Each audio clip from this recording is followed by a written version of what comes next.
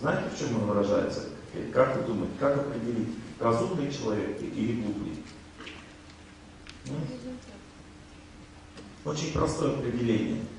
Разумный человек, глупый человек верит в себя, что он все знает, он все понимает, все классно, я все и так знаю, все и так понимаю. А разумный человек, он верит в старших.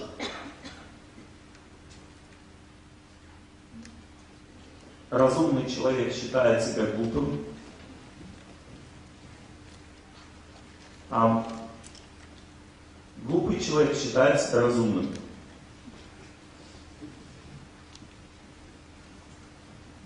Я когда встретился с одним очень великим ученым, мы с ним общались где-то час, и он все время мне рассказывал о своих заслугах. Рассказывал. Говорит, вот видишь в конце? Я говорю, вижу.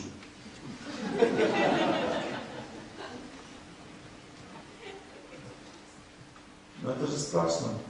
Если у человека много способностей, много талантов, но при этом он не обрел смирение, это значит, что жизнь прошла зря. Жизнь прошла зря, понимаете? И, какой смысл в этих всех изобретениях, там, в этих, какой смысл? Если у тебя в сердце ничего не отложилось, кроме гордости. Она же откладывается, эта гордость, ты ее не заставишь, ничего с ней не сделаешь.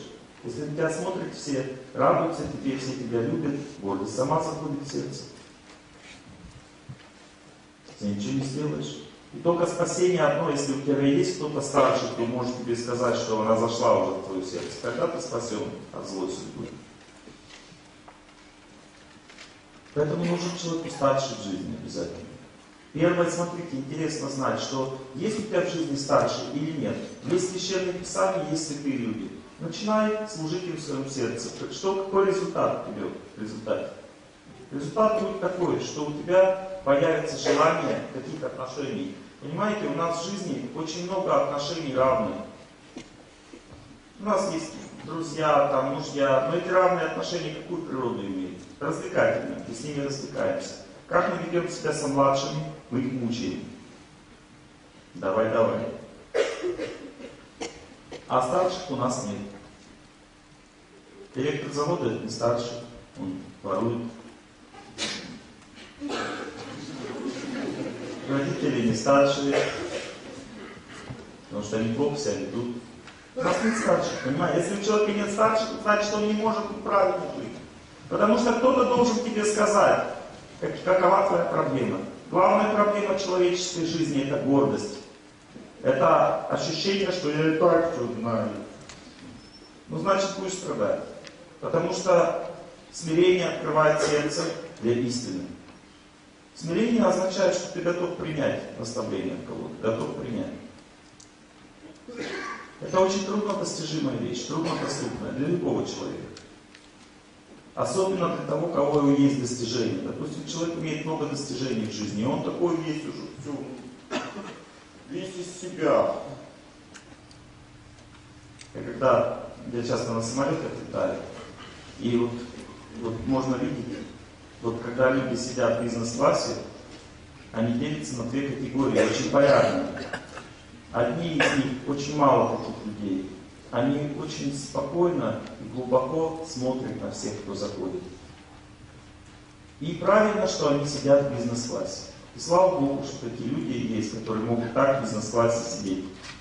Но большинство из них, которые сидят в бизнес-классе, вот так.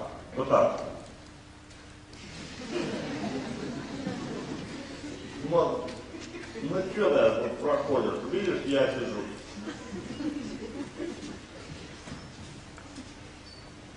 Но если посмотреть на петуха внимательно, на петуха.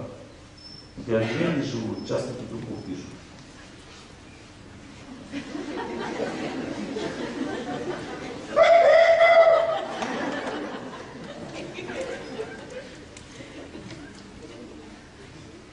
Чем отличается одно от другого? Это одно и то же. Все то же самое, понимаете? Все то же самое. Чего человек добился? Он много делает в жизни, он там всем управляет, всем руководит, двигает страной.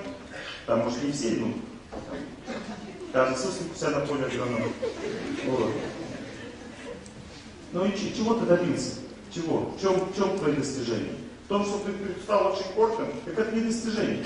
Это означает, что ты себя теряешь просто, и все. Ты себя теряешь. Опомнись, твоя гордость не поможет твоим подчиненным, потому что они тебя за это будут или не любить, или будут подобострастно к тебе относиться. Ну это не друзья. Друзья так себя не ведут. Друг тебе скажет правду. И все. Вот это друг. Твои родственники будут за тобой бегать на задних лапках с целью забрать у тебя побольше богатства. Настоящих друзей ты потеряешь, потому что они тебе не нужны вот с таким вот этим вот. Так что у тебя за жизнь тогда? Она вся соткана из одних только неприятностей, потому что вокруг тебя нет ни одного честного человека, кто бы мог тебе сказать правду. Видите, как страшно жить вот этим пальцевеером, в той культуре, которой мы сейчас развиваемся. Это, оказывается, самое главное, что надо в жизни сделать. Но самое ужасное заключается в том, что после смерти такой человек получает еще больше проблем. После смерти тела. Там же с ним не будут вот так все. Здесь все так соткано, что вот эти люди, как бы, они так защищены обществом. И там и суд тебя не осудит, там можно все деньгами купить. Но когда человек оставляет тело, там ничего не купишь деньгами уже, понимаете? Там связи нет, там есть правда. Она тебе скажет: вниз, пошел вниз, котла творец. Написано в Ведах, что есть страдания после смерти для тех, кто неправильно жил. Трудно это понять и принять, трудно. Я хотел книжку написать, об этом думаю, не будут люди читать. Зачем? А будут читать, будут страдать, потом плеваться от них. Ну потому что трудно это принять. Очень трудно человеку принять, что он будет отвечать за свои поступки в будущем, после смерти. Очень трудно это принять. Кто может принять? Сильный человек. Сильный человек. Вот в этой связи посмотрите фильм «Остров». Он очень показательный в этой связи, что как сильный человек живет, как он себя ведет, чем он занимается в жизни.